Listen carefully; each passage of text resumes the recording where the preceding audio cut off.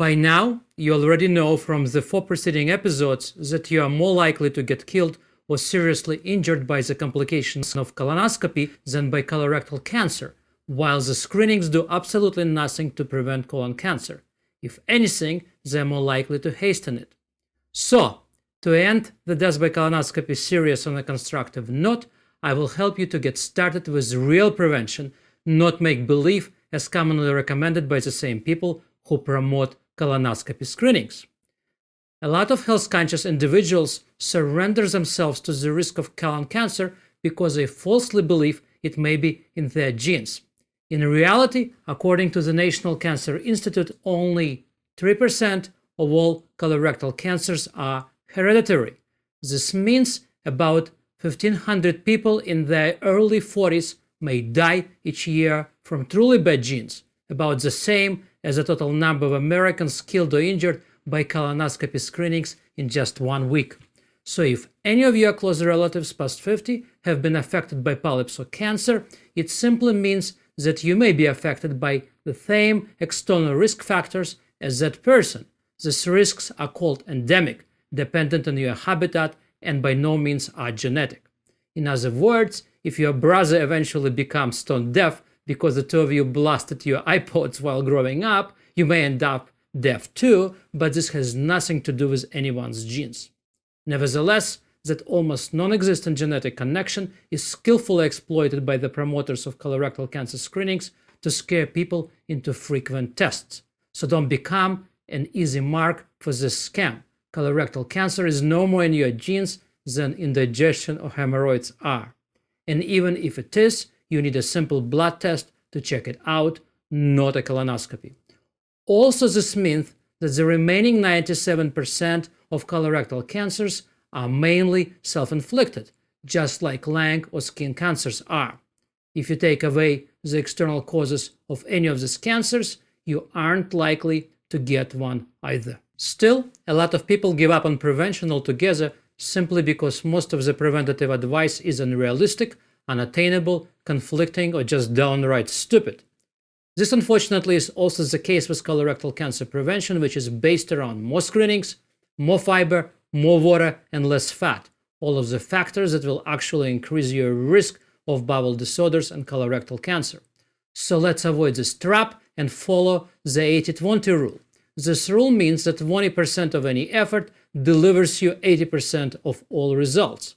In this case, our 80% goal concerns inflammation of the mucosal membrane, the inside layer of the bowel wall, and anything that may cause it. It is a well-established fact that bowel inflammation is behind the majority of polyps and lesions that eventually turn into cancerous tumors.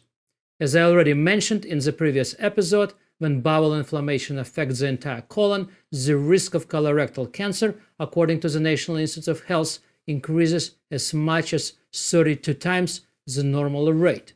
That's right, 3,000 to 100%. For this reason alone, a lifelong prevention of bowel inflammation, localized, partial or total, will deliver you the utmost protection from colorectal cancer.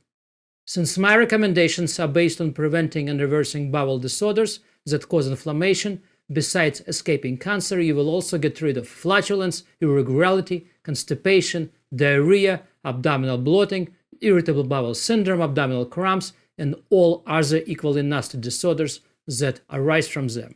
Not a bad proposition, actually. This opportunity alone makes the prevention of inflammation worthwhile, regardless of your age or colon cancer risk, because, as wise old doctors used to say, your health begins and ends in the gut. To help you along, I've created a detailed colorectal cancer prevention guide. It describes primary causes of bowel inflammation that precede colon cancer. These causes are rarely, if ever, discussed by mainstream doctors, or why it is important to eliminate them and how to accomplish it. Why is that? I don't know. So please ask them, not me. If you can't get a satisfactory answer, refer them to my site. All of my recommendations are thoroughly referenced by up-to-date research from blue-chip sources, so doctors should find themselves right at home. My guide involves 7 concurrent steps.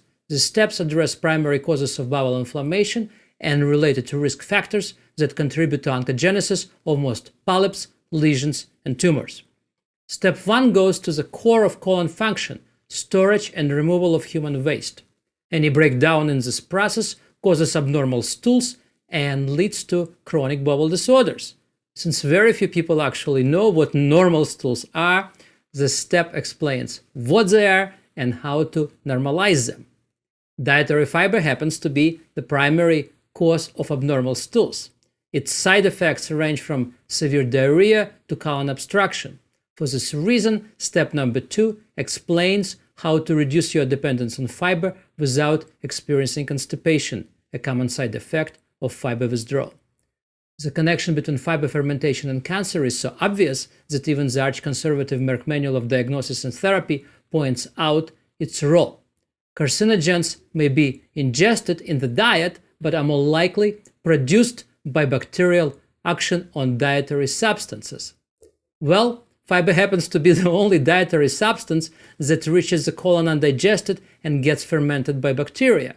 Alas, instead of eliminating fiber, Merck recommends to kill bacteria with antibiotics. What else would you expect from this charter member of Big Pharma? That bacteria bring us to step number 3, restoring colon ecosystem that was damaged by antibiotics. It is an essential step because bacteria prevent constipation, protect the colon from pathogens, make essential vitamins, and govern primary immunity, which in turn suppresses the proliferation of numerous cancer-causing factors. The moment you get rid of fiber and restore your colon ecology, the next challenge is staying regular.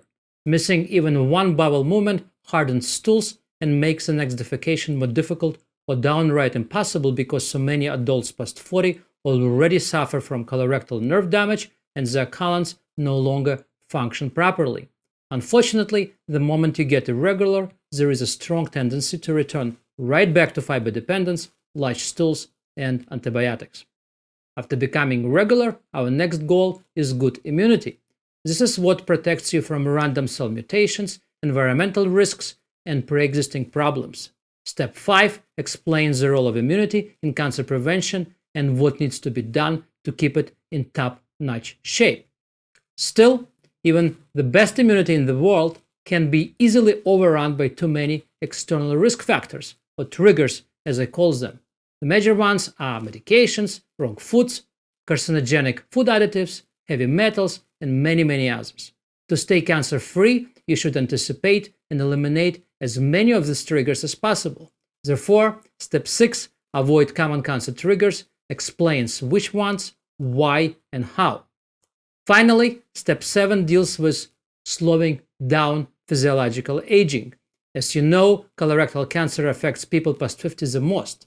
This is happening because all of the preceding problems, colon deformation, nerve damage, fiber dependence, and inflammatory bowel disease, gradually overpower our immunity as we age. Obviously, you can't unwind your chronological years. You can, however, reduce and somewhat reverse your rate of physiological aging and keep age-onset cancers at bay for much longer. I hope you also realize that all of the 7 steps will protect you from other major cancers such as breast cancer, ovarian, prostate, and so on. The organs and location may differ, but the core causes, triggers, and protective mechanisms are pretty much the same. Well, at this point, the ball is in your court, so study the Colorectal Cancer Prevention Guide as if your life depends on it. Follow its common sense guidelines and enjoy a healthy gut for as long as humanly possible. In turn, I wish you a ton of good luck, lots of health, and cancer-free future. And never forget, the harder you work, the luckier you get.